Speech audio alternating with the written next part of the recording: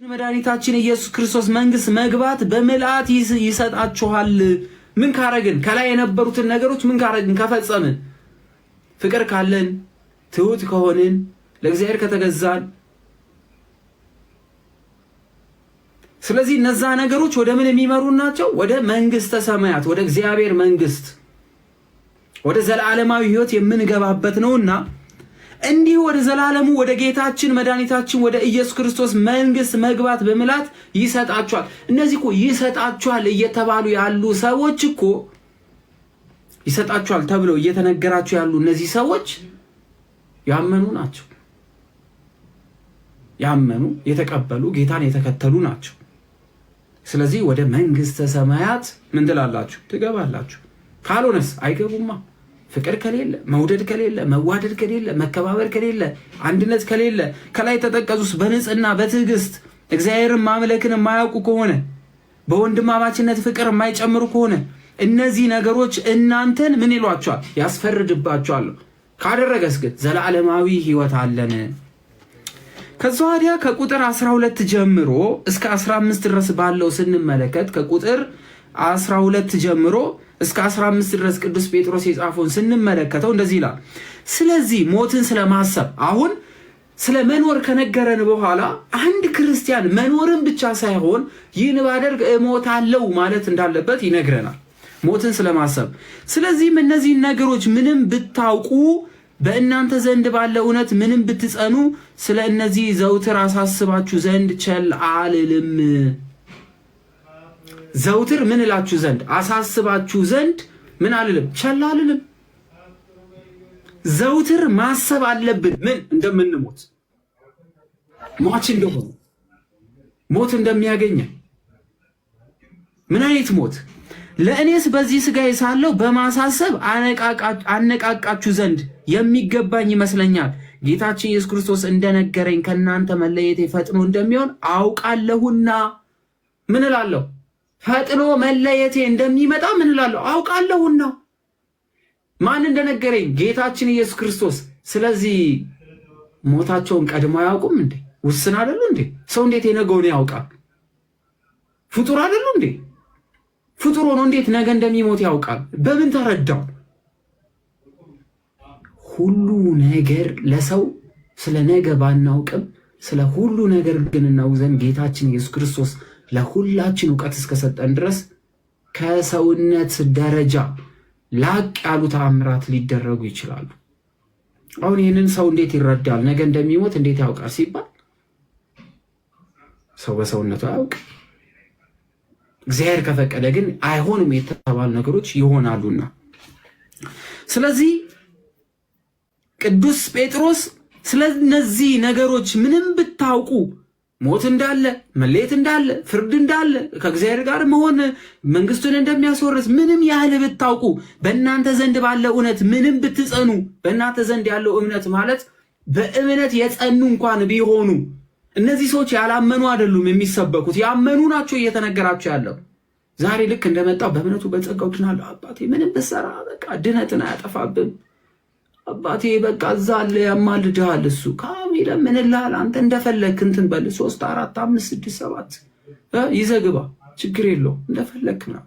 እንዲህ የሚባል ስብከት የለም። ሐዋርያት አልሰበኩም። ስለነዚህ ነገሮች ምንም ብታውቁ ስለምን? ስለ ዘላለማዊ መንግስት። እሺ በእናንተ ዘንድ ባለው እውነት ምንም ብትጸኑ፣ አምነውት ክርስቶስን ቢጸኑ እንኳን ስለነዚህ ዘውትር አሳስባችሁ ዘንድ ቸል አልልም አለ። ለምን? ሞታላ። የሳተ ካለ ይሞታል። ስላመነ አይደለም፣ ስለተከተለ አይደለም፣ ስለተጠበቀ አይደለም። ለእኔስ በዚህ ሥጋዬ ሳለሁ በማሳሰብ አነቃቃችሁ ዘንድ የሚገባኝ ይመስለኛል። በምን? በዚህ ሥጋ ሳለሁ በሕይወት እያለሁ ጌታችን ኢየሱስ ክርስቶስ እንደነገረኝ ከእናንተ መለየቴ ፈጥኖ እንደሚሆን አውቃለሁ። ለምን? ይህን ነገር ቅዱስ ጴጥሮስ በሚጽፍበት ሰዓት ላይ ሮም ከተማ ውስጥ እየተፈጸመ የነበረው የክርስቲያኖች ግድያ፣ ክርስቲያኖች ላይ እየደረሰ የነበረው የሞት አዋጅ፣ እንዲሁም እየወሰዷቸው ይገሏቸው የነበረው አገዳደልን ይመለከቱ ስለነበረ እነ ቅዱስ አግናጢዮስ በዛ በሮም አደባባይ ምን አይነት ስቃይ ይቀበሉ እንደነበረ የካታኮምብ ሰማዕታት ብለን የምንጠራቸው የቤተ ክርስቲያን አገልጋዮች ከእግዚአብሔር ጋር አብረው የነበሩ ከፊታቸው ቀድሞ ምን ያህል መከራ ይቀበሉ እንደነበረ እነ እስጢፋኖስ ይቀበሉ እነ ያዕቆብ ምን ይደርስባቸው እንደነበረ ስለሚያውቅ ስለዚህ ምን አለ? እኔም መለየቴ ቅርብ ነው አለ። ቅዱስ ጴጥሮስ ይሄንን በሚናገርበት ሰዓት ቅዱስ ጳውሎስ በተቃራኒው መልእክቶቹ ላይ ደግሞ ምን እያለን ያለው? እርሱም ሊሞት እየተዘጋጀ እንደሆነ እየጻፈ ነበር። ሁለቱም ያሉት ሮም ውስጥ ነው። ቅዱስ ጳውሎስ አንገቱ ተሰይፎ ሊሞት፣ ቅዱስ ጴጥሮስ ደግሞ ተዘግዝቆ ልክ ጌታን እንደሰቀሉት ወደ ታች ተደርጎ ሊሰቀል እየተዘጋጁ ሞታቸውን እያወቁ ሞት አዋጅ በላያቸው ላይ እንኳን እንዳለ እያወቁ ግን ስለ ጌታ መመስከር አላቆሙም። ከዛ ወዲያ ቁጥር 15 ላይ ደግሞም ይህቺ ትእዛዝ ዘውትር በእናንተ ዘንድ እንድትኖር፣ ስለዚህ አሁን ያዘዛት ትእዛዝ ጊዜያዊ ሳትሆን ዘውትር በእናንተ ዘንድ እንድትኖር ከመሞቴም በኋላ እንድታስቧትና እንዳዘዝኳችሁ እንድታደርጉ ተጋሉ አለ። ምን ካልኩ በኋላ? ከሞትኩ በኋላ። ከሞተም በኋላ ምን ያደርጋል? ይተጋል። ምን እንዲሉ? እንዲያስቧትና እንዳዘዝኳችሁ እንድታደርጉ እተጋለሁ። ከሞተም በኋላ በምድር ስላለ ነው ያስባል ቅዱስ ጴጥሮስ። ጻድቃን ከሞቱ በኋላ ምን ያደርጋሉ? ከሞተ በኋላ ምድራዊ ነው፣ በቃ ጨረሰ ምናምን እንዲህ ይኸው ከሞትኩ በኋላም እያለ ነው እየተናገረ ያለው። ስለዚህ ክርስቶስ ነው እንደሚሞት የነገረው። ከሞተ በኋላም እንደሚተጋልን ደግሞ ቅዱስ ጴጥሮስ እየነገረን ነው። ታዲያ የክርስቶስ ቃል ነው ሐሰት ወይስ የጴጥሮስ ቃል ነው ውሸት የሆነው እዚህ ጋር?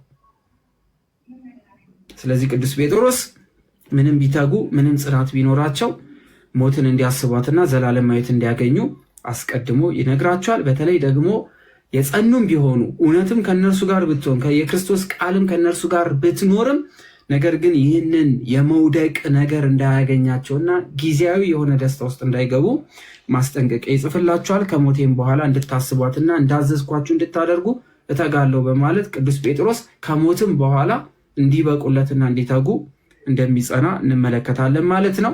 ከቁጥር 16 ጀምሮ ያለውን ድል በድል ይቀጥላሉ። እንኳን ሰላም መጡ። እሺ፣ በስመ አብ ወወልድ ወመንፈስ ቅዱስ አሐዱ አምላክ አሜን። አይ ጥሩ ነው። አንተ ከጀመርክባቸው አንዳንድ ነገሮችን እናያለን። እውነት ነው። እንግዲህ ቅዱስ ጴጥሮስ የሚሄድበትን ሰዓት እንደደረሰ አውቆ እንግዲህ አማኞችን የተሰጡትን መንጎችን አደራ ይላል። እንግዲህ የመጨረሻውን የማስጠንቀቂያ መልእክት ከነሱ እንደሚለይ እንደሚሄድ እየነገራቸው ነው። ለምንድነው ይሄን ነገር የሚናገር ቅዱስ ጴጥሮስ? ታስታውሱ እንደሆነ የሐዋርያት ሥራ ምዕራፍ 7 ላይ ክርስቲያኖች በሰማዕቱ ቅዱስ እስጢፋኖስ ሞት ምክንያት በስደት ኢየሩሳሌምን ለቀው ከተሰደዱ በኋላ በጣም መንፈሳዊ ዝለት ገጥሟቸው ነበር።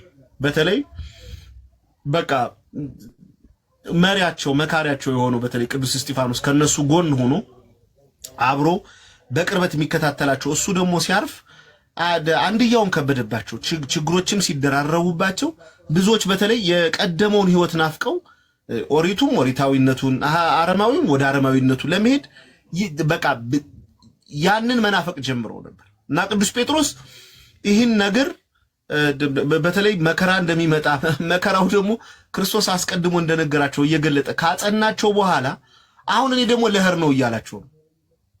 እኔ ለህር ነው ግን እኔም ብሄድ ግን አለ አሁን የነገርኳችሁን ቃል የያዛችሁትን ቃል ያን የምስራቹን ቃል ያን የክርስቶስ ወንጌል ያን ሕይወት የሆነውን ቃል ቸል እንዳትሉት ደግሞ ከሞትኩ በኋላም ደግሞ አሳስባችኋለሁ ይላችኋል። ቅዱሳን እንግዲህ አማኝ ወይም ክርስቲያኖች ከእምነታችን ጥንካሬ ማነስ አንጻር አንዳንድ ጊዜ በጣም የሚመግቡን የሚመክሩን የሚገስጹን በቃ እንደ ሞዴል የምናያቸው አካላት በሞት ከኛ ሲለዩ በመንፈስ እንዝላለን። ሐዋርያው ቅዱስ ጴጥሮስ ለዚህ ነው በቃ እኔ ለህር ነው እያለ ያስጠነቅቃቸዋል። ግን ሞት አንዴው ሐዋርያው ቅዱስ ጳውሎስ እንደው ምን ይላል? ለኔ በህይወት መኖርም መሞትም ከክርስቶስ አንጻር ካየሁት ለኔ ጥቅም ነው ይላል። ምክንያቱም ልሄድ ከክርስቶስ ጋር እናፍቃለሁ ብሏል። እስከ 3ኛው ሰማይ ድረስ ተጉዞ የቅዱሳን መላእክትን ቋንቋ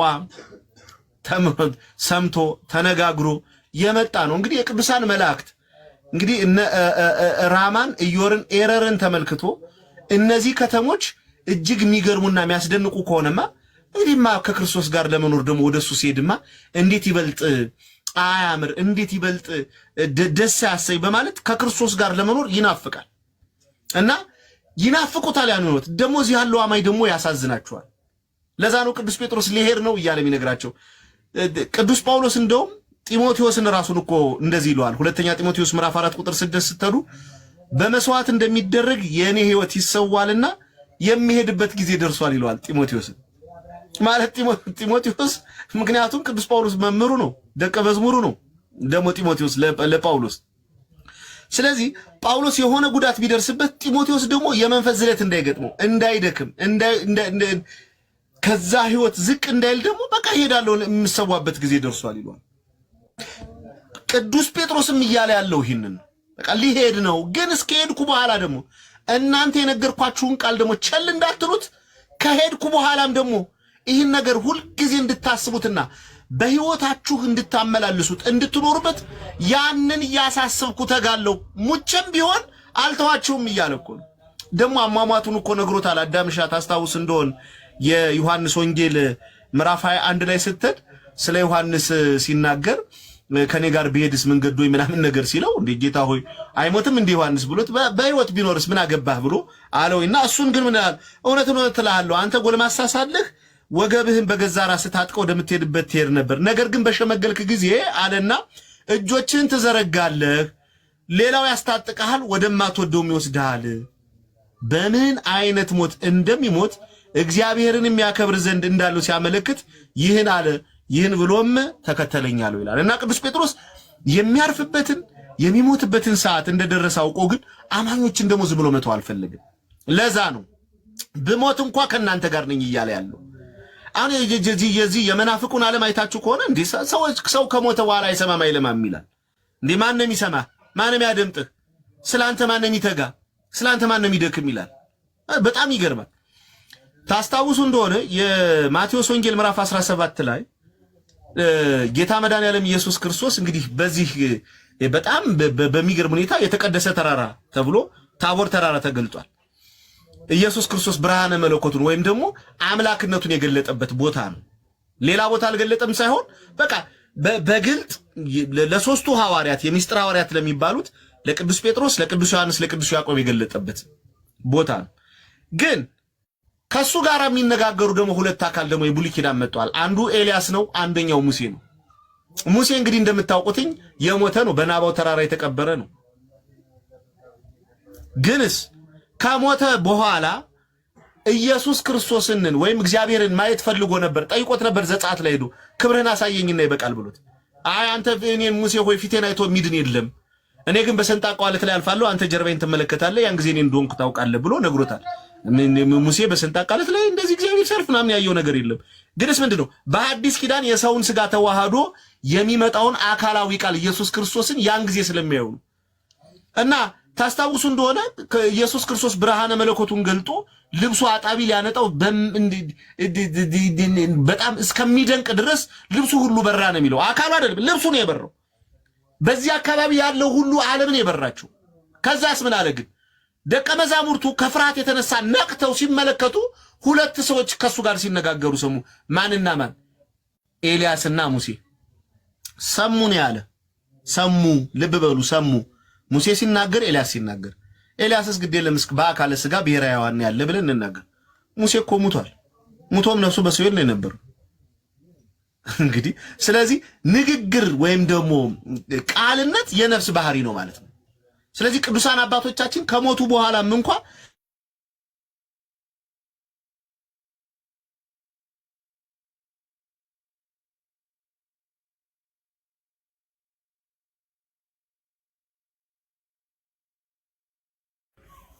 እሺ በደንብ ሼር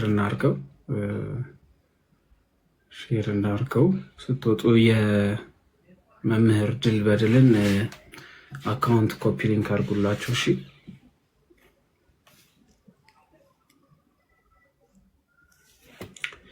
እሺ ስለዚህ እንግዲህ እስከሚገቡ ድረስ ጆይን ሲሉ ካቆሙበት ይቀጥላሉ። እያወራን ያለነው የሐዋርያው የቅዱስ ጴጥሮስ መልእክት ነው። በደንብ መጽሐፍ ቅዱስ ከፍተን ካየን እንግዲህ በጣም ብዙ እውቀት እያዝንበት እንሄዳለን። በተለይ ማስታወሻ እንደዚህ ነጥብ የሆኑ ማስታወሻዎችን ስታገኙ ብትይዙት በጣም ትልቅ ዋጋ አለውና እንግዲህ ከሞቴ በኋላ እንድታስቧትና እንዳዘዝኳችሁ እንድታደርጉ ተጋለው በማለት ይናገራል። እንግዲህ ምሳሌዎቻችን መሆናቸውን ይናገራል ማለት ነው። ከቁጥር 16 ጀምሮ እስከ ቁጥር 21 ድረስ ያለውን ደግሞ ስንመለከት ከቁጥር 16 እስከ ቁጥር 21 ድረስ ያለውን ስንመለከት እንደዚህ ይላል። የታመነ ምስክርነትን ቅዱስ ጴጥሮስ ይሰጣል። የታመነ ምስክርነትን ቅዱስ ጴጥሮስ ምን ይላል ማለት ነው? ይሰጣል። ለምሳሌ ቅዱስ ጴጥሮስ ሲሰጥ የጌታችን የኢየሱስ ክርስቶስ ኃይሉንና መምጣቱን ስናስተምራችሁ የተከተልነውን የፍልስፍና ተረት አይደለም በማለት ያስቀምጣል።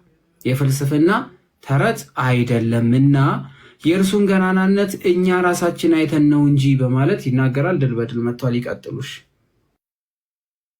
በጣም ይቅርታ አዳም፣ ያው እንግዲህ መብራት እኛ ጋር እየተቆራረጠ እንትን ስለሚል ኢንተርኔቱ ይቆራረጣል። ሶሪ እንግዲህ በጣም ይቅርታ አድርግልኝ። እንግዲህ ቅዱስ ጴጥሮስ በጣም ይቅርታ ቅድም እንዳልኩትኝ የሚሄድበት ሰዓት እንደደረሰ አውቆ ግን ደግሞ አማኞች እንዲጠነክሩ ያደርጋል። ይሄ ነው እውነተኛ እረኛ ማለት ይሄ ነው። እውነተኛ መጋቢ፣ እውነተኛ ጠባቂ ማለት ይሄ ነው። የሚሞትበትን ቀን ከዚህ ዓለም ተሰናብቶ ወደ ክርስቶስ የሚሄድበትን ቀን ለይቶ ያውቃል። ሲያውቅስ ደግሞ የሚሄድበት ቀን እንደደረሰ አውቆ ደግሞ መንጎቹን ደግሞ ዝም ብሎ አይተው፣ ክርስቲያኖችን ዝም ብሎ አይተው እንዲጠነክሩ፣ እንዲበረቱ፣ በቅድስናና በጽድቅ ሕይወት ውስጥ እንዲመላለሱ ያደርጋል። እግዚአብሔር አምላክ የቅዱሳን ሞት ደግሞ የከበረ ስለሆነ ዝም ብሎ በከንቱ እንዲያልፍ አይፈልግም። ታስታውሱ እንደሆነ ማርያም ግብፃዊትን ስትመለከቱ የረፍቷ ጊዜ ሲደርስ አባ ዞሲማስ የተባለውን ቅዱስ አባት ነው የላከላት። ምክንያቱም ያቺ የተጋደለች ያቺ በዘማ ሕይወት ውስጥ የነበረች ራሷንን ገዝታ ወደ ክርስቶስ ተመልሳ በጽድቅና በቅድስና ከተመላለሰች በኋላ ያንን ሕይወቷንን ሌላው ክርስቲያን ደግሞ ተቀብሎ አይቶ በዚህ የጽድቅ መንገድ እንዲጓዝ የግድ ረፍቷ ሲደርስ አባ ዞሲማስ ነው የተላከለት። ከዛስ በሷ ተነስተው ቅዱሳን አባቶቻችን እንግዲህ ስንት ድንቅ ነገር እንዳደረጉ ማየት እንችላለን። ለዛ ነው ቅዱስ ጴጥሮስ ለህር ነው አይዟችሁ በርቱ እያለ የሚገልጥ። ከዛ ቁጥር 16 ላይ ግን አሁን ለህር ነው ብሎ እየተናገረ ነው። ግን ደግሞ አሁን ዋናውን ጉዳይ ሊያነሳ ነው። ስለ ክርስቶስ ሊያነሳ ነው። ስለ ኢየሱስ ሊያነሳ ነው። የሚሄድበት ቦታ የክርስቶስ ያለበት ቦታ ነው። አሁን ክርስቶስ እዛ አለ ስንል እዚህ የለም እያልን አይደለም። ግንስ ያ ወደ ምን እናፍቀው? በቃ ይሄ መራብ፣ መጠማት፣ መጎስቆል፣ መድከም፣ መታመም፣ ማጣት፣ ማግኘት፣ መራብ ወደ ሌለበት እግዚአብሔርን እያመሰገን ቅዱስ ቅዱስ እያልን ምስጋናው ምግብ ሆኖነ በህይወት ወደምንኖርበት ወደ ብርሃናዊው ከተማ ወደዛ ሊሄድ ነው። ስለዚህ ያ የሚሄድበት ቦታ ዝም ብሎ ቦታ አይደለም እንዴ! ክርስቶስ በቃ እዚህ ዋጋ ከፍሎ ነው ወደዛ ይዞን የሚሄደው። ስለዚህ ያንን ክርስቶስን ግን ወደዛ እንሄዳለን ሲል ግን ዝም ብሎ በሰው ብልሃት እንደተነገረ ተረት ሰምቶ እንዳልሆነ አሁን ሊገልጥ ፈለገ። እንዲህ አለ፣ የእርሱን ግርማ አይተን እንጂ አለ። አሁን ልሄድ ነው እያለ አይደለ? ወደሚሄድበት ሊናገር የእርሱን ግርማ አይተን እንጂ በብልሃት የተፈጠረውን ተረት ሳንከተል የጌታችን የኢየሱስ ክርስቶስን ኃይልና መምጣት አስታወቅናቸዋል። በጣም በሚገርም ሁኔታ እንዲሁም ከታች ወረድ ስትሉ ምን አለ? ከገናናው ክብርም አለ በእርሱ ደስ የሚለኝ የምወደው ልጅ እርሱ ነው የሚል ያ ድምፅ በመጣ ጊዜ አለ ከእግዚአብሔር አብ ክብርንና ምስጋናን ተቀብሏል። እኛም በቅዱሱ ተራራ ከእርሱ ጋር ሳለን ይህን ድምፅ ከሰማይ ሲወርድ ሰማን። ዝም ብለን አይደለም፣ ምስክር አለን። አባቱ መስክሯል። የባህር ሕይወቱ መንፈስ ቅዱስ መስክሮለታል። ኢየሱስ ክርስቶስ በተጠመቀ ጊዜ ማቴዎስ ወንጌል ምዕራፍ 3 ቁጥር 16 ስትሉ ኢየሱስ ክርስቶስን በዮሐንስ እጅ ይጠመቅ ከገሊላ ወደ ዮርዳኖስ መጣ ይላል። ያን ጊዜ ዮሐንስ ሲያጠምቀው አብ በሰማይ ሆኖ ይህ የምወልደው ልጄ ነው እርሱን ስሙት አለ። መንፈስ ቅዱስ በርግብ አምሳል መጣና ራሱ ላይ አርፎ ኢየሱስ ክርስቶስ ስግው ቃል ከሶስቱ ቅዱስ አንዱ ቅዱስ መሆኑን የሰው ልጆች ለማዳን በስጋ ማርያም የተገለጠ አምላክ ወሰብ መሆኑን እግዚአብሔር መሆኑን መስክረዋል። ስለዚህ በብልሃት ሰዎች ገሌ ገሌ እንደዚህ ነው ስላሉን አይደለም ማለት ያ ምስክርነት ደገመና ደግሞ ታቦር ተራራ ላይ መሰከረለት እግዚአብሔር አብ ልጄ ነው እርሱን ስሙት። ስለዚህ ያንን ድምጽ ሰምተን ነው አለ። ደግሞ በጣም በሚገርም ሁኔታ የእግዚአብሔር አብ ያ ልጄ ነው የሚለው ያ ምስክርነት ብቻ ሳይሆን ይወርዳል ይወለዳል ብለው ትንቢት የተናገሩ ሱባኤ ቆጥረው ይህን የመዳን ቀን በጣም በጉጉት ሲጠብቅ የነበሩ ሁለት ደግሞ በብሉይ ኪዳን ያሉ ድንቅ እግዚአብሔር ነቢያት ደግሞ በመካከሉ ነበሩ፣ ኤልያስና ሙሴ። ይህን አይተን ነው እኛ ስለ ክርስቶስ እየመሰከርን ያለ ነው። ዝም ብለን አይደለም፣ በብልሃት አይደለም እየተናገርን ያደለው፣ ተረት አይደለም እያወራናቸው ያለ ነው። ያን በቅዱሱ ተራራ የሰማነው ያ ድምፅ ትልቅ ምስክርነት ነው። ወደዚህ ወደምንናፍቀውና ተስፋ ወደምናደርገው አምላክ ነው የምንሄድ እያለ ቅዱስ ጴጥሮስ ይነግራቸዋል ማለት ነው። በጣም በሚገርም ሁኔታ አንደኛ ዮሐንስ መልእክት ምዕራፍ 4 ቁጥር 14 ስትሄዱ ቅዱስ ዮሐንስም የቅዱስ ጴጥሮስን ምስክርነት አይነት ይመሰክራል ስለ ክርስቶስ ሲናገር። ዝም ብሎ ተረት እንዳልሆነ ዝም ብሎ አይደለም እኛ የምንናገረው ነገር እውነት ያለው ነው፣ ሕይወት ነው፣ መንገድ ነው። የመጨረሻው መደምደሚያው የጽድቅ የቅድስና መደምደሚያው እሱ ነው። ስለዚህ ምን አለ አንደኛ ዮሐንስ መልእክት ምዕራፍ 4 ቁጥር 14 እኛም አይተናል አባት ልጁ የዓለም መድኃኒት ሊሆን እንደላከው እንመሰክራለን አለ። አይተናል አለ ዮሐንስ። የት ነው ያየው? ምስክርነትን በዚያ በታቦር ተራራ ላይ ሲሰጥ ከነበሩ ሐዋርያት አንዱ ነው። በጣም በሚገርም ሁኔታ አንደኛ ዮሐንስ መልእክት እንዲሁም ምዕራፍ 1 ከቁጥር 1 እስከ 3 ስትሄዱ ስለ ሕይወት ቃል ከመጀመሪያ የነበረውን የሰማነውን በዓይኖቻችን ያየነውን የተመለከትነውን በእጆቻችን የዳሰስነውን እናወራለን የሚል ሕይወት ተገለጠ አይተንም አለ። ከአብ ዘንድ የነበረው ለእኛ የተገለጠውን የዘላለም ሕይወት እናወራላችኋለን። እኛ ደግሞ ከእኛ ጋር ኅብረት እንዲኖራችሁ ያየነውን አለ የሰማነውን አለ ለእናንተ ደግሞ እናወራላችኋለን። ኅብረታችንም ከአባት ጋር ከልጁም ከኢየሱስ ክርስቶስ ጋር ነው በማለት ኢየሱስ ክርስቶስ የእግዚአብሔር አብ የባህሪ ልጁ እንደሆነና ይህን ክብር ለማግኘት ወደዛ ሲሄዱ ከአባት ጋር ከባህሪ ሕይወቱ ከመንፈስ ቅዱስ ጋር ያለውን ክብር ለማግኘት እንደሆነ ሐዋርያት ይህን ይመሰክራሉ። ለዚህ ነው ቅዱስ ጴጥሮስ ይህን ነገር እየተናገረ ያለው ከገናናው ክብር የተነገረውን ያንን ድምጽ ሰምተን እንጂ በብልሃት የተፈጠሩን የሰው ተረት ሰምተን አይደለም ክርስቶስን የተከተልነው። ስለዚህ ወደዚያ ክርስቶስ ወደምንናፍቀው ሁልጊዜ ከሱ ጋር ወደምንኖርበት መራብ መጠማት መጎስቆል መድከም ወደሌለበት ያ ተስፋ ወደምናደርገው ርስት መንግሥተ ሰማያት እንገባለን እያለ ቅዱስ ጴጥሮስ ይናገራል። ከዛም እንዲህ ይላል ከእርሱ ይልቅ እጅግ የጸና የትንቢት ቃል አለን አለ። ደግሞ የትንቢት ቃል አለን አለ። ይሄም ምስክር አለ። ደግሞ የትንቢት ቃል አለን። ምድር እስኪጠባ ድረስ የንጋትም ኮከብ በልባችን እስኪወጣ ድረስ ሰው በጨለማ ስፍራ የሚያበራ መብራት እንደሚጠነቀቅ ይህን ቃል እያጠነቀቃችሁ መልካም ታደርጋላችኋል። ትንቢት ቃል አለን አለ። ያ ቃል ደግሞ የመጣ ነው። መምጣት ብቻ አይደለም፣ ደግሞ ይህን ቃል በጨለማ ስፍራ እንደሚያበራ መብራት ነው፣ እንደሚያበራ መብራት ነው አለ። ስለዚህ ይህን ቃል እየጠበቃችሁ በጽናት እንድትቆሙ እናሳስባችኋለን አለ። ራእይ ዮሐንስ ላይ ሄዳችሁ ራሱ ክርስቶስ ኢየሱስ ምዕራፍ 22 ቁጥር 16 ሲናገር እንደዚህ አለ እኔ ኢየሱስ በአብያተ ክርስቲያናት ዘንድ ይህን እንዲመሰክርላችሁ መልአኬን ላኩ። እኔ የዳዊት ስርና ዘር ነኝ፣ የሚያበራም የንጋት ኮከብ ነኝ አለ። ቅዱስ ጴጥሮስ እየተናገረ ያለ ያለው ይህም ብርሃን ነው። እኛ ምን ምለው እቤን ይዘው ገንዘብ እናደርገው ወደሱም የምንጓዘው እያለ ቅዱስ ጴጥሮስ ይናገራል ማለት ነው። ለዚህ ነው ኢሳይያስ ምዕራፍ 9 ቁጥር 2 ላይ በጨለማ የሄደ ሕዝብ ብርሃንን አየ፣ በሞት ጥላ አገርም ለኖሩ ብርሃን ወጣላቸው በማለት የሚናገረው ማለት ነው። ስለዚህ ቅዱስ ጴጥሮስ እሄዳለሁ ብሎ ሲናገር ወደዚህ ወደ ብርሃናዊው አምላክ ወደ ኢየሱስ ክርስቶስ እንደሚሄድና ያንን ሕይወት ገንዘብ እንደሚያደርግ ነገር ግን ደግሞ ይህንን ሕይወትም ቀድሞ በትንቢት የተነገረና በእግዚአብሔር ዘንድ ምስክርነት የተሰጠ በሰዎችም ደግሞ የተገለጠ እንደሆነ እየጠየቀ እየተናገረ ይናገራል ማለት ነው። ከዚያም ምን ይላል? ይህን በመጀመሪያው ወቁ አለ። ደግሞ በመጽሐፍ ያለው ትንቢት ሁሉ ለማንም ለገዛ ራሱ ሊተረጉም አይተፈቀደም። ትንቢት ከቶ በሰው ፈቃድ አልመጣምና ዳሩ ግን በእግዚአብሔር ተልከው ቅዱሳን ሰዎች በመንፈስ ቅዱስ ተነርተው ተናገሩን አለ። ምክንያቱም የተነገሩት ትንቢቶች ሁሉ በመንፈስ ቅዱስ እንደሆኑ አስረጅነታቸው የሚታወቀውና ትክክል መሆኑ የሚታወቀው ኢሳይያስ እነሆ ድንግል ጸንሳለች ወንድ ልጅም ትወልዳለች አለ። ማቴዎስ እውነት ነው እነሆ ድንግል ጸንሳለች ወንድ ልጅም ትወልዳለች የተባለው ትንቢት ተፈጸመ ይላል። አንቺ የፍራታ ክፍል ቤተልሔም ወይ ከይሁዳ ነገሥታት አገር አታንሽም፣ ካንቺ የሚወጣ ታላቅ ንጉሥ ይወጣል። አወጣጡ ከምድር ከተፈጠረች ፍጥረታት ከተፈጠሩ ጀምሮ እስከ መጨረሻው ድረስ ያልሆነ ይሆናል። አዎ ተባለ። ያም በኤፍራታ ምድር ተፈጸመ። ኢሳይያስ ተናገረ። ወንድ ልጅ ተወልዶልናል፣ ስሙም ድንቅ መካር፣ ኃያል አምላክ፣ የሰላም አለቃ፣ የዘላለም አባት ተብሎ ይጠራል ብሎ ተናገረው። ያ የሰላም አምላክ የዘላለም አባት የተባለው ኢየሱስ ክርስቶስ ሰው ሆነና ተወለደ።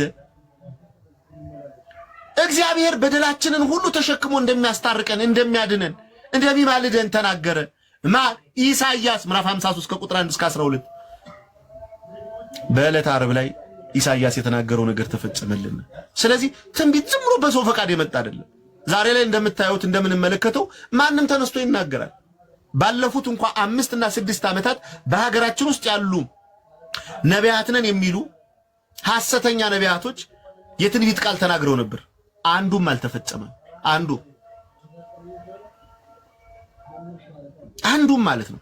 ስለዚህ እግዚአብሔር ልጆች ሐዋርያው ቅዱስ ጴጥሮስ ግን እኛ ይህንን አስደናቂውን መድኃኒት አስደናቂውን ቤዛ ኢየሱስ ክርስቶስን የተቀበልነውና ስለሱ መከራ ምንቀበለው ምን ሞትለትም ትንቢት የተነገረለት ነው። አባቱ የመሰከረለት ሕይወት ያለው ቃል ስለሆነ ነው በማለት ቅዱስ ጴጥሮስ ይናገራል ማለት ነው። ምናልባት አዳም ሲመጣ ደግሞ ቀጣይ ያለውን ምን ሄድ ይመስለኛል። ምናልባት እንግዲህ ሌላ ፕሮግራም ካለ አላቅም። እንዲያውም ከዛ በኋላ ስለ ነቢያት ይናገርና ምዕራፍ 2 ቁጥር 1 ላይ ስትሄዱ ሐሰተኛ ነቢያት እንዳሉ ደግሞ ይናገራል። ነገር ግን ሐሰተኞች ነቢያት ደግሞ በሕዝቡ መካከል ነበሩ፣ እንዲሁም በመካከላቸው ደግሞ ሐሰተኛ አስተማሪዎች ይሆናሉ። እነርሱን የዋጃቸውን ጌታን እንኳን ክደው የሚፈጥረውን ጥፋት በራሳቸው ላይ ያሰፉ የሚያጠፋ ኑፋቄን አሽልኮ ያስገባሉ ይላል። ነቢያት ነበሩ። እነዚያ ነቢያት የተናገሩት ዝም ብሎ አይደለም፣ በመንፈስ ቅዱስ ነው። ግንስ እነዛ ነቢያት በነበሩበት ዘመን ደግሞ ሐሰተኛ ነቢያት አሉ አለ። አሁንም በመካከላቸው ያሉ ሐሰተኛ አስተማሪዎች አሉ አለ። እነርሱን እንኳን የዋጃቸውን ጌታ እንኳን ክደው የሚፋጠነውን ጥፋት በራሳቸው ላይ ያሰቡ የሚያጠፉ ኑፋቄን አሽልኮ ያስገባሉ አለ። እኛ አለን አለ፣ መምህራኖች አለን። ግን ደግሞ እኛ መምህራን እውነተኛውን የሕይወት ቃል ይዘን መጠን ለእናንተ እንደምንሰብክ ሁሉ ሐሰተኛ ደግሞ መምህራን አሉ በማለት ይናገራል ማለት ነው ቅዱስ ጴጥሮስ። ስለዚህ የመጨረሻዋንን ስትመለከቱትኝ ሐሰተኞች ነቢያት እንዳሉ ይገልጣል ማለት ነው። አዳምሻ እንግዲህ ምዕራፍ 2 ላይ ካለን መቀጠል ይችላል። ምዕራፍ 2 ቀጥል፣ አንተ አንሳትና ቀጥል ደግሞ ከዛ በኋላ ከርሶ ለሆነ ተከታተላል ይቀጥሉ። እሺ እንግዲህ አሁን ምዕራፍ 1 መጨረሻዋን ስትመለከቱ ምንድን ያለ ቅዱስ ጴጥሮስ ምን አለ?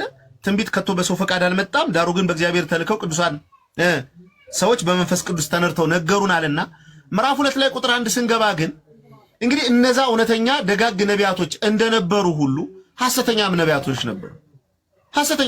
ነበሩ። ለምሳሌ በኤልያስ ዘመን እንኳን ብትመለከቱ ሐሰተኛ 400 የባል ነቢያትና ሐሰተኛ 400 የባል ካህናት ነበሩ። ለጣዖት የሚያጥኑ ማለት ነው። ሐሰተኛ ናቸው። ኤልያስ ከእግዚአብሔር እውነተኛ የሆነውን ቃል ተቀብሎ እግዚአብሔር እንዲህ ይላል ብሎ ሲናገር እነሱ ደግሞ አይ እግዚአብሔር እንዲህ አላለም ይህ ውሸተኛ ነው ብለው ደግሞ ሐሰት የሆነውን የዲያብሎስን የትንቢት ቃል ይዘው መጥተው ሕዝቡን ያውኩ ነበር። በእነሱ ምክንያትም እስራኤል 3 ዓመት ከ6 ወር በረሃብ እንድትቀጣ ሆናለች ማለት ነው። ስለዚህ አሁን ቅዱስ ጴጥሮስ ምን አለ? ነገር ግን አለ እንደዚህ አይነት ነቢያቶች እንዳሉ ሐሰተኛ ነቢያቶች አሉ አለ። በሕዝቡ መካከል ነበሩ አለ፣ ያስታሉ አለ። ከዛ ቀጠለ ደግሞ በመካከላችሁ ደግሞ ሐሰተኛ አስተማሪዎች አሉ አለ። ምክንያቱም እነሱ ያስተማሩትን ትምህርት ደግሞ የሚያፈርሱ ሐሰት የሆነ ነገር እየተናገሩ የነ ቅዱስ ጴጥሮስን የክርስቶስን ወንጌል የሚቃወሙ ሐሰተኛ መምህራኖች አሉ።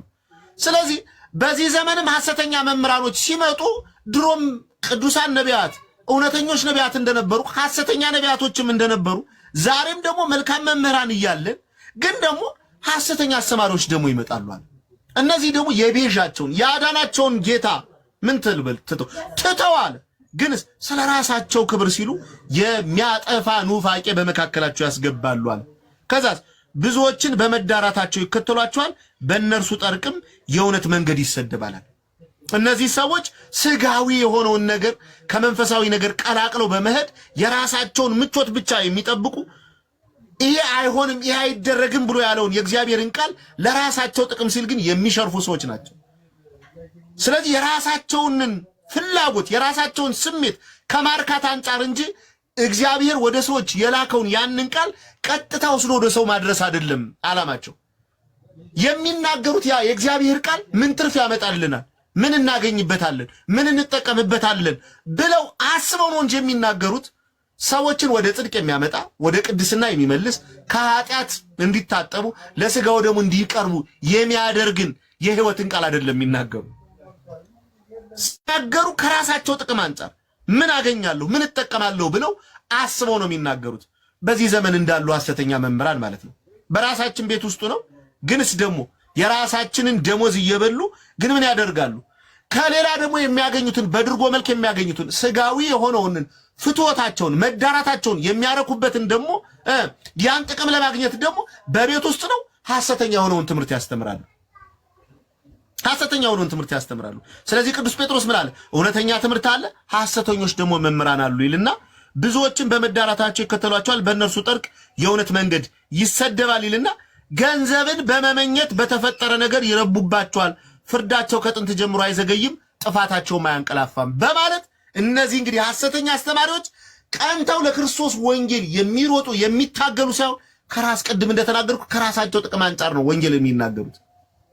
ከራሳቸው ጥቅም አንጻር ለምሳሌ ከራሳቸው ጥቅም አንጻር አትስረቅ የሚለውን ሊያብራሩት ይችላሉ። አታመንዝር የሚለውን ከራሳቸው ጥቅም አንጻር ነው የሚገልጹት። በቃ አታመንዝር ነው፣ አትስረቅ ነው። ስለዚህ አትስከር ነው።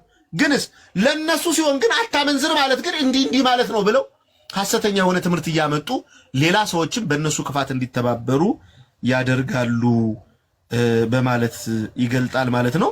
አዳምሻ ደግሞ ከቁጥር 4 ጀምረህ ያለውን ቀጥል እስኪ አንተ። መልአክ ዜር ከሁላችን ጋር ይሁን።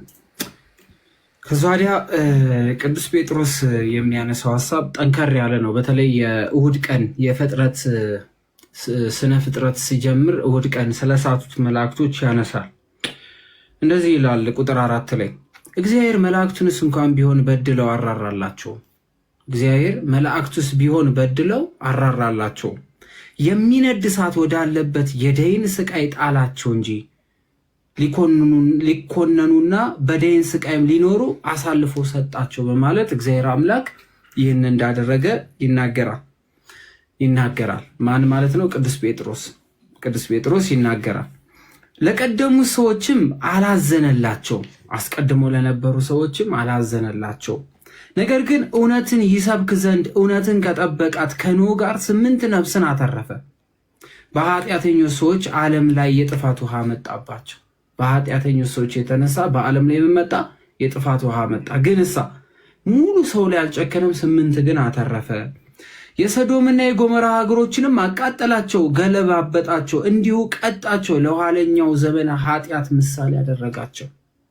የተገፋ ጻድቅ ሎጥን ግን በዝሙት ስራቸው ከሚበድሉ ሰው ለይቶ አዳነው። ጻድቅ ሎጥም እያየና እየሰማ አብሯቸው እየኖረ በክፉ ስራቸው ከዕለት ወደ ዕለት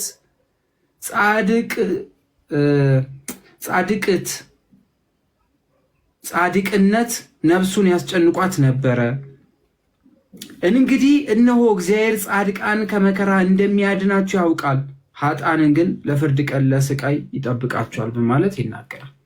ስለዚህ የክፉ ቀን መሸሸጊያችን፣ መጥፎ መከራ በመጣ ጊዜ መዳኛችን፣ ቅጣት በዓለም ላይ በመጣ ጊዜ ከነዛ ሰዎች ጋር እንዳንቀጣ የጌታ የክርስቶስ ሆነን ማለፍ እንደሚገባን ቅዱስ ጴጥሮስ የኋላውን ታሪክ በጣም ሩቅ ታሪክ ወደኋላ ተመልሶ እያስረዳ እያወዳደረ እያነጻጸረ ይሰጣል።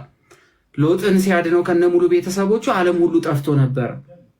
ሰዶምና ገሞራ እሳት ወርዶባት ሙሉ ከተማዋ ስትነድ ሎጥን ከቤተሰቦቹ ጋር አድኖ ነበር። እያለ ያወዳድረዋል። ይልቁንም በርኩስ ምኞት የሥጋ ፍቶት እየተከተሉ የሚመላለሱትን ፈጣሪያቸውን የሚያቀልሉትን በጌትነቱ ላይ የስድብ ቃል ሲናገሩ የማያፍሩትን። በዘመናችን አሁን ጌታችን የሚሳደብ ብዙ ነው። የእግዚአብሔርን ቤተ መቅደስ የሚሳደብ ብዙ ነው። የእግዚአብሔር የሆኑ ህዝቦችን የሚሳደቡ ብዙዎች ናቸው። አፋቸውን የሚያላቅቁ በወቅቱ የነበሩ እንደዚህ አይነት ሰዎችን ጭምር ማለት ነው። ደፋሮችና ተሳዳቢዎችንም ለፍርድ ቀን ይጠብቃቸዋል። ዛሬ በህይወታቸው ምንም ነገር ላያደርግ ይችል ይሆናል። ያለነው የምህረት ዘመን ላይ ስለሆነ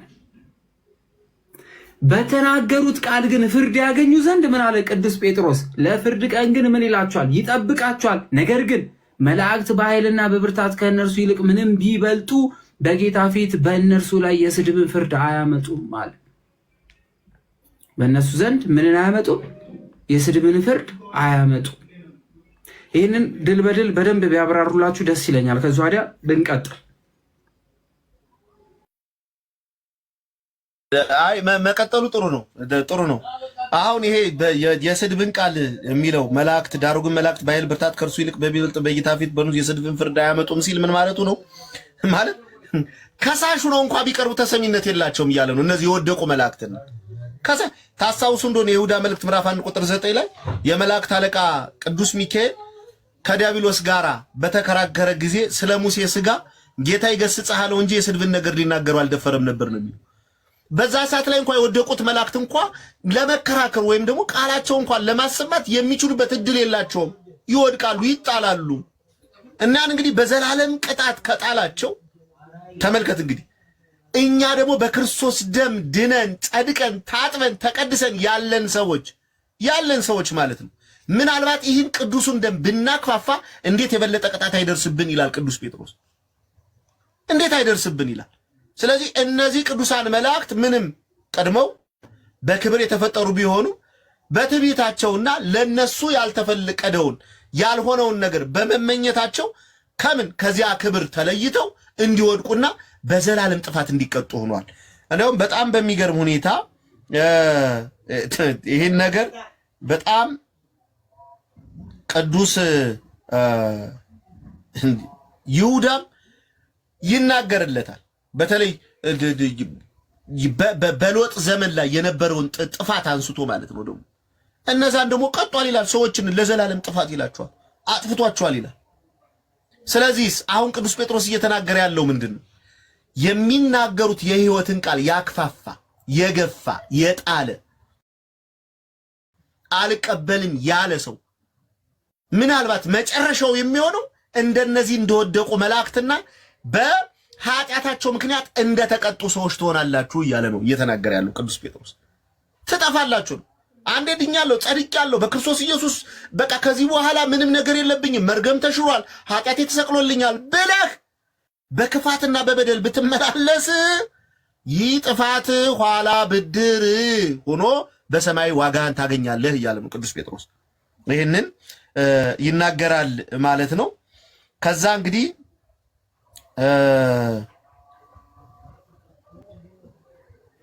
ቁጥር 13 ላይ ደግሞ እንቀጥል። አዳምሻ ቁጥር 12 ቀጥል፣ ግድ የለም ችግር የለውም ቀጥል።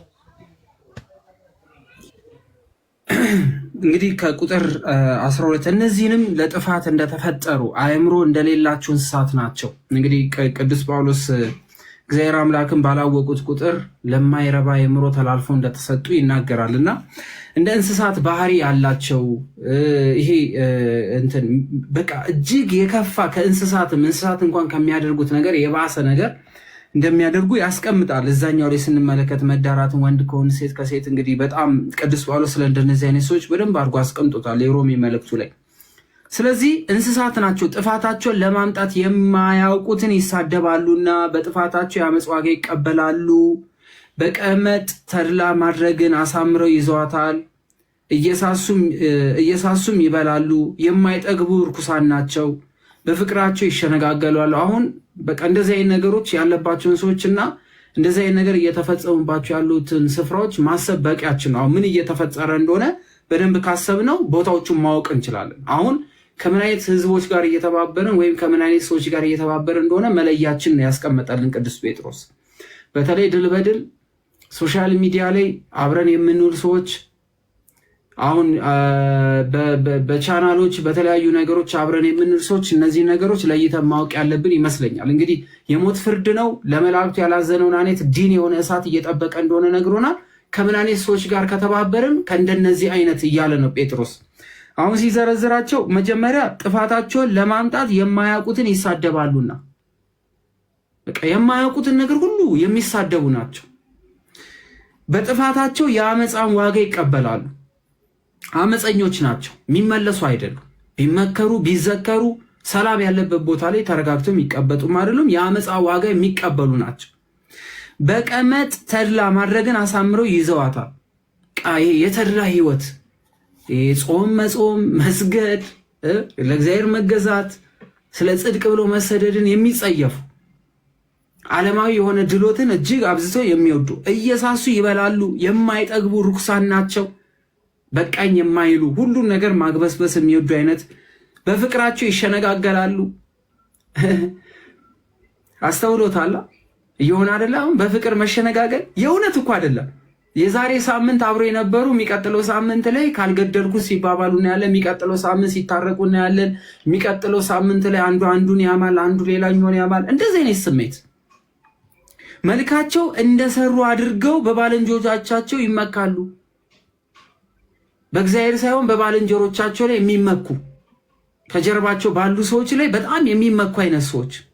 ዝሙትና ከልካይ የሌለባት ኃጢአት በአይኖቻቸው ሞልቷል። ግልጽ የሆነ እያየን አይደለ? ሶሻል ሚዲያ ላይ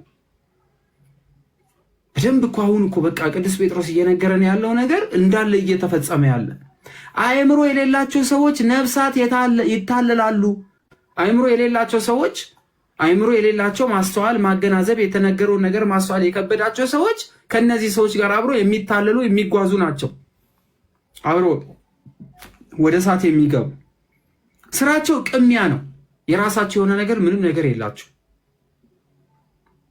የሰሩትን የሰዎችን የሚቀሙ የሚዘርፉ፣ የሰዎችን የሚመለከቱ የሚመኙ፣ በራሳቸው አንዳች ነገር የሌላቸው ግን የሰው ነገር በጣም የሚያምራቸው ለመቀማት ታትረው የሚሰሩ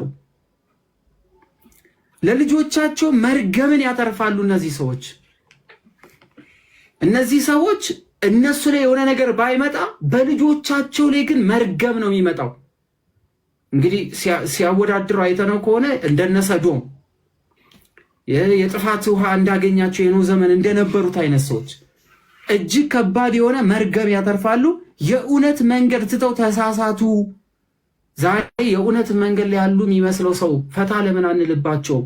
ለምንድነው ማንዝናናው? የሆነ ሰው ከፍ ዝቅ ተደርጎ ህይወቱ ምስቅልቅሉ እንዲወጣ ሲያደርጉበት ግማሹ ሰው ይዝናና፣ ግማሹ ሰው ይደነሳል፣ ግማሹ ሰው ያንኑ ቪዲዮ ይዞ ይንቀሳቀሳል። አሁን እዚህ ባለንበት እንኳን ደረጃ ስናይ የስንቱ ሰው ቤት ይሆን የተረበሸው የተበጣበጠው? የአመፃ ዋጋ የወደዱትን የባርሶን ልጅ የበለዓምን መንገድ ተከተሉ። በለዓምም የማይናገር አህያ በኃጢአቱ ዘለፈው፣ በሰው አነጋገርም ተናግሮ የነቢዩን እብድነት አገደ። አህያ ምኑን አገደው? እብደቱን፣ የነቢዩን እብደት አገደ። አህያ የማይናገር ተናግሮ አስተማረው እያለን አህያ ያወራል እንዴ? ክብራ ይሄ እኮ ገድል እንትን ተአምር እኮ የሚገርም ተአምር። አህያ ሰውን አስተማረ። ማን ነው የሚመሰክረው? ማን ነው እየመሰከረ ያለው? ቅዱስ ጴጥሮስ። እሺ እንቀጥል። ለዘላለም የጨለማ ፍርድ የጠበቁ እነዚህ የደረቀች የውሃ ጉድጓድ ነፋስ የሚበትነው ጉም ናቸው። አቅም የላቸውም። ንፋስ የሚበትነው ጉም ስናይ ግን ከባድ የሚያጨልሙ አደገኛ ጭጋግ ያላቸው ይመስላሉ። በነፋስ ግን ይበተናሉ። ከኃጢአት ታላላቆቹን ይናገራሉና። ከባድ የሚባሉት ኃጢአቶች የመጀመሪያው እግዚአብሔር አምላክ ላይ ማሾፍና መቀለድ ነው አይደል? መንፈስ ቅዱስን መስደብ፣ እግዚአብሔርን መስደብ፣ የእግዚአብሔርን መንግስት ማቃለል፣ የእግዚአብሔር ሰዎችን ማዋረድ። ዛሬ እያየነው አይደለም? ምን ያህሎቻችን እየተባበር ነው? ራሳችንን መርምር። በስጋ በሚሰሩት የዝሙት ስራቸው ወደ በደል ከገቡ ለጥቂት ያመለጡትን ሰዎች ያስታሉ፣ ያወጡትን ሰዎች መልሰው ይከቷቸዋል። የነፃነትን ሕግ ተምረው ራሳቸው ለኃጢአት የሚገዙ ናቸው። ባለፈው ልክ እንዳያችሁ ምንስ ብንሆን በቃ አካላችን የኛ ነው። ሰው በአካላችን ላይ ለምንድን ነው እንደፈለግን ማን ነው?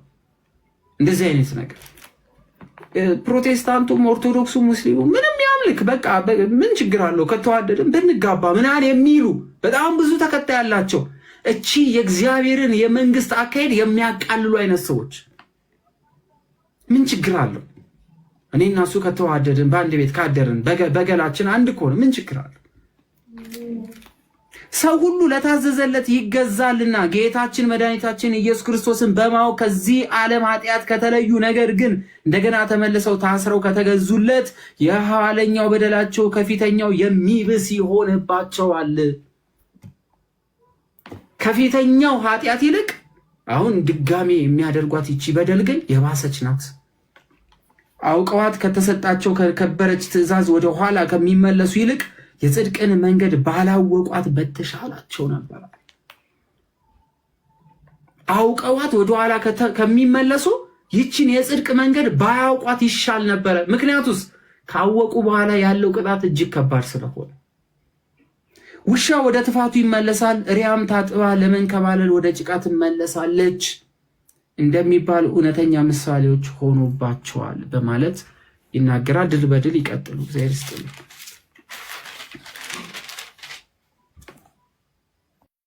ቃልዮት ያሰማልን። ይሄ ምንም መጨመር የሚያስፈልገው ነገር አይደለም። በጣም በሚገርም ሁኔታ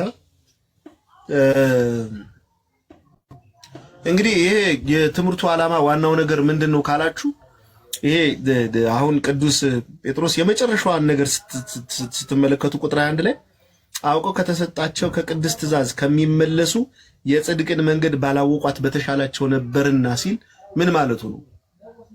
ምክንያቱም ይህን ያወቁትን የጽድቅ መንገድ ያወቁትን ሕይወት ያወቁትን እውነት ገንዘብ እንዲያደርጉ ያንን የተከፈለውን ዋጋ እያሰቡ ክርስቶስን ደስ የሚያሰኘውን ስራ ሰርተው የዚህን ዓለም ሕይወት በቅድስናና በጽድቅ አጊጠው ወደማያልፈው ዓለም እንዲሸጋገሩ ማድረግ ነው። ይሄ ተከታታይ የመጽሐፍ ቅዱስ ጥናት ምናምን ትምህርት ተብሎ ማለት ትምህርቱ ይሄ ነው። ለምንድን ነው እናንተ ይሄን የምታደርጉት? አሁን አዳምን ለምንድን ነው ይሄን የምታደርገው? ምን ለማትረፍ ነው ከተባለ የተነገረውን የወንጌል ቃል ሰምተው ሰዎች እንዲመለሱ ማድረግ። ለምን? የተማረውን እውነት የያዘውን እውነት የተረዳውን እውነት ለሌላው ገልጦ ወደዚህ እውነት ወደ ሆነው ክርስቶስ ማምጣት ግዴታ ስላለበት በጣም በሚገርም ሁኔታ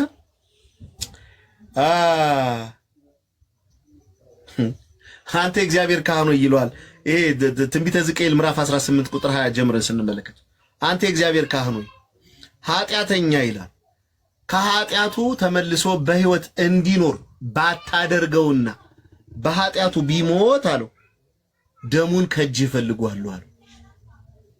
ደሙን ከእጅ ይፈልጓሉ።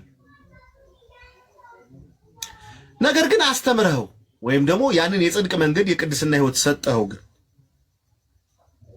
አይ አልፈልግም ብሎ ግን ቢመለስና ቢሄድ ደሙ በራሱ ይሆንበታል ነው የሚለው። እንደውም በጣም በሚገርም ሁኔታ እዛው ትንቢተ ሕዝቅኤል ምዕራፍ 18 ቁጥር 4 ላይ ስትሄዱ ጻድቁ ግን ከጽድቁ ቢመለስና ኃጢአትን ቢሰራ ኃጢአተኛ እንደሚያደርገው ርኩሰትን ሁሉ ቢያደርግ በሕይወት ይኖራልን ብሎ ጠየቀ ራሱ እግዚአብሔርና ሲመልስ ምን አለው?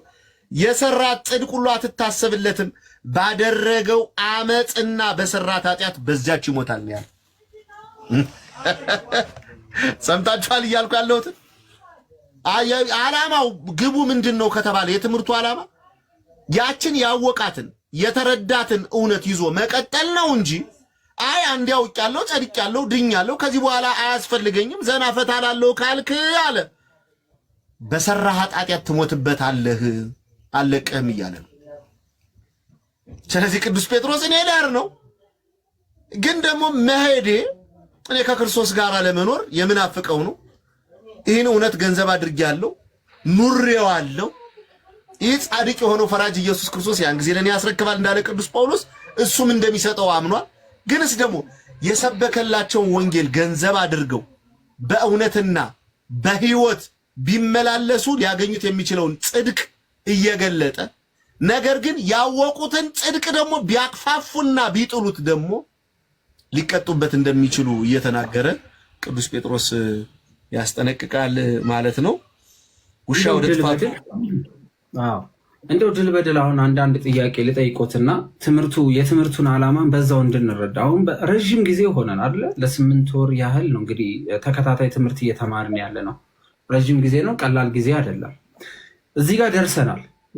ስንጀምረው እንግዲህ ቢያንስ በቀን አንዳንድ ምዕራፍ እያነበብን የመጣ ነው እና እስካሁን ባለው ሂደት እንደው ከቅዱስ ጳውሎስም ከሐዋርያት ስራም ተምረናል።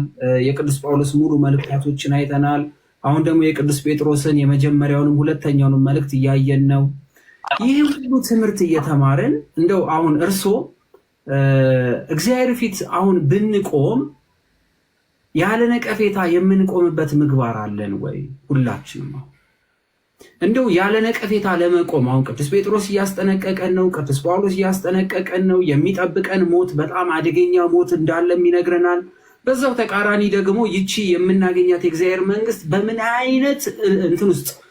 አይነት መንገድ ውስጥ አልፈን ወደዛች መንገድ እንደምንገባም ጭምር እየነገሩን ያሉት እና የምንጠባቃትን መንግስት ለማግኘት አሁን ባለንበት ዘመን አሁን እርሶም እኔም አለው እንግዲህ እያነበብን እኮ አንዳንዴ እኮ የሚያስደነግጡ ነገሮች አሉ። ራሳችን ላይ እናያለን አይደል?